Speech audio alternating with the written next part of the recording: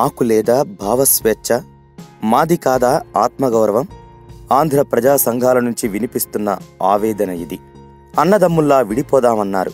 ఆస్తులన్నీ తీసుకుని అప్పులన్నీ మిగిల్చిన, కట్టుబట్టలతో పంపివేసిన కిమ్మనకుండా ఊరుకున్నాం. ఎవరేమి అనుకున్నా నువ్వుండే రాజ్యాన రాజు నువ్వే, మంత్రి నువ్వే, సైన్యం నువ్వే అని ఓ కవి రాసినట్టు అలాగే భావించాం. కష్టమో నష్టమో ఇష్టంగా భరిస్తున్నాం. మమ్మల్ని మేం బాగు చేసుకుంటున్నాం. కానీ ఉద్యమ సమయంలో తెలంగాణ రచయితలు విసిరిన రాళ్ల దెబ్బలు ఇప్పటికీ నొప్పి పెడుతూనే ఉన్నాయి. ఆ గాయాన్ని కొంతమంది రచయితలు ఇంకా కెలుకుతూనే ఉన్నారు. విజయవాడ పుస్తకావిష్కరణ మహోత్సవంలో తెలంగాణ రచయిత స్కైబాబా తీరే ఇందుకు నిదర్శనం. అసలేం జరిగిందంటే, విజయవాడ బుక్ ఫెస్టివల్లో భాగంగా ప్రతిరోజు రచయితలు తమ కొత్త పుస్తకాలు ఆవిష్కరించుకునే అవకాశాన్ని నిర్వాహకులు కల్పించారు. ఆవిష్కరణ తదుపరి ఒక చిరు సన్మానం కూడా నిర్వాహకులు రచయితల గౌరవార్థం ఏర్పాటు చేశారు. దీనిలో భాగంగా హైదరాబాద్కు చెందిన స్కైబాబా అనే రచయిత తన కొత్త పుస్తకాన్ని ఆవిష్కరించుకునే ఏర్పాటు చేసుకున్నారు. అయితే ఈ స్కైబాబా అనే వ్యక్తి రాష్ట్ర అసభ్య పదజాలముతో విభజనకు ముందు ఆంధ్ర రాష్ట్ర ప్రజలను ఉద్దేశించి అసభ్య పదజాలముతో కూడా అనేక కవితలు రాశాడు. స్త్రీ జాతిని ఉద్దేశిస్తూ ఏ మీడియా కూడా ప్రచురించలేని జుగుప్సాకర పదాలు ఆ కవితల్లో వాడటంతో పాటు వాటిని సామాజిక మాధ్యమాల్లో విరివిగా ప్రచారం చేశాడు. ఇతను విజయవాడ వస్తున్న విషయం తెలుసుకున్న ప్రజా సంఘాలు స్కైబాబా వాడిన భాష పట్ల నిరసన తెలుపుతూ ఆంధ్ర ప్రజలకు క్షమాపణ చెప్పమని కోరాలని నిర్ణయించారు. ఈ మేరకు ప్రజా సంఘాలు వారు సుమారు 7 గంటల సమయంలో వేదిక వద్దకు చేరుకున్నారు. కార్యక్రమం విషయం తెలిసి స్థానిక తెలుగుదేశం నాయకులు, కార్పొరేటర్లు కూడా అక్కడికి చేరుకున్నారు. ఆందోళన జరగబోతోంది అని గ్రహించిన స్కైబాబా వేదిక వద్ద ప్రాంతం నుండి జారుకున్నాడు. సుమారు అరగంట వేచి చూసి స్కైబాబా వేదిక వద్దకు రావాలి అని ఆహ్వానించినా అతను బయటికి రాకపోవడంతో నిరసనకారులు అక్కడే ఉన్న మీడియా వారికి విషయం మొత్తం వివరించారు. తమ ఉద్దేశం ఎప్పుడో జరిగిన విషయంపై ఆందోళన చేయటం కాదు అని, కేవలం ఆ రోజు తాను వాడిన భాషా సందర్భానుసారం వాడిందే కానీ ఆంధ్రులు అంటే తనకి అభిప్రాయం లేదు అని సభాముఖంగా ప్రకటించి రాష్ట్ర గీతమైన మా తెలుగు తల్లికి మల్లెపూ దండ గేయాన్ని తమతో పాటు ఆలపించి పుస్తకాన్ని ఆవిష్కరించుకోవాలి అని చెప్పటమే అన్నారు. నిర్వాహకులు రంగంలోకి దిగి 3 దశాబ్దాలుగా జరుగుతున్న ఈ వేడుకలో ఇప్పటి వరకు ఇలా అడ్డుకున్న దాఖలాలు లేవు అని, కార్యక్రమం జరుగుటకు సహకరించాలి అని కోరగా నిరసనకారులు కార్యక్రమం అడ్డుకోవటం తమ లక్ష్యం కాదు అని, కేవలం స్కైబాబా తన అభిప్రాయం చెప్పి తన పని తాను చేసుకోవచ్చని స్పష్టంగా తమ ఉద్దేశం మళ్లీ చెప్పారు.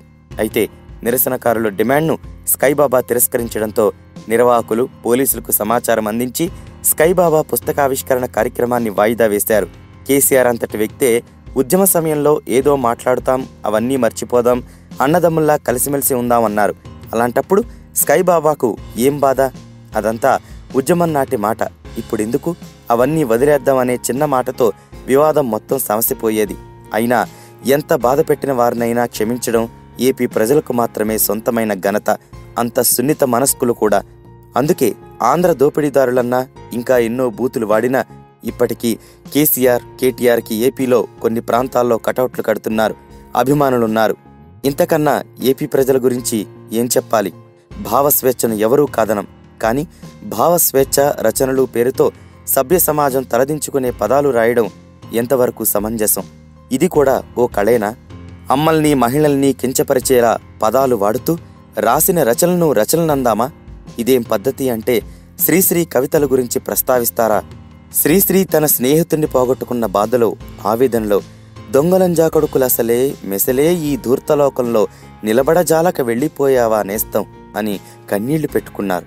అదుగో శ్రీశ్రీ ఏం రాశారు, మేము రాస్తే తప్పేంటి అని అడ్డగోలు వాదన.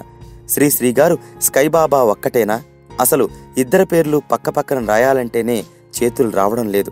శ్రీశ్రీ గారు కానీ, మరి ఏ మహాకవి కానీ, మహానుభావులు అనిపించుకున్న ఏ రచయిత కానీ ఓ వర్గాన్ని, ఓ మతాన్ని, ఓ కులాన్ని, ఓ ప్రాంతాన్ని కించపరుస్తూ ఆ మాటలు అనలేదు. కానీ స్కైబాబా బేవకూఫ్, బద్మాష్, బొక్కలిరగ్గొడతా ఇవి మాత్రమే చెప్పగలం. మిగిలిన పదాలు చదవలేనివి, చెప్పలేనివి. ఇవిగో చూడండి. ఇవన్నీ ఏనాడు తెలంగాణ రచయితల్ని పల్లెత్తు మాటనైనా ఏపీ ప్రజలపై దుమ్మెత్తిపోసిన తీరు. ఏం మీదేనా ఆత్మగౌరవం? మీకేనా ప్రాంతీయ అభిమానం? మాకు లేదా? ఓ ప్రాంతాన్ని, సాటి మనుషుల్ని మనుషుల్లా చూడని మీరు రచయితల తప్పంతా స్కైబాబాదే అనుకుంటే పొరపాటే. పుస్తకావిష్కరణ మహోత్సవ నిర్వాహకులది ఉంది. మన మనోభావాలు కించపరిచి కనీసం పశ్చాత్తాపం లేని వ్యక్తులకు అడ్డమైన బూతులు ఉపయోగించి మన ఆత్మగౌరవంపై దెబ్బకొట్టిన వ్యక్తులకు సన్మానం చేయాలనుకోవడం ఎంతవరకు సమంజసం? పైగా పుస్తకావిష్కరణకు అవకాశం ఇంత చేశారు, కానీ చివరకు ఏమైంది? ఆంధ్ర ప్రజా సంఘాల దౌర్జన్యం నశించాలని మన నేలపై నినాదాలు చేసి ఓ 4 మహిళలను అడ్డం పెట్టుకుని అక్కడి నుంచి పరారయ్యాడు స్కైబాబా. మన గడ్డ మీదకొచ్చి మన శాంతియుత నిరసనను దౌర్జన్యం నశించాలని నినాదాలు చేశారంటే ఎంత అహంభావం ఉండాలి? తనకు కేటాయించిన సమయం వరకు ఉండకుండా ఎస్కేప్ అయ్యి నా పుస్తకాన్ని ఆవిష్కరించనివ్వలేదు అంటూ అబద్ధపు ప్రచారాలు, పైగా దానికి మతం రంగు. పుస్తకావిష్కరణ జరిగేదో లేదో మధ్యలోనే తోకముడిచి ఏపీ ప్రజలపై గంభీరమైన నినాదాలు చేసి జారుకున్న నీకు పుస్తకావిష్కరణ అడ్డుకున్నారనే హక్కు ఉందా? ఈ వీడియో మీకు నచ్చినట్టయితే లైక్ చేయండి, షేర్ చేయండి. మరిన్ని ఇంట్రెస్టింగ్ వీడియోస్ చూడడానికి మా ఛానల్ కు తప్పక సబ్స్క్రైబ్ అవ్వండి.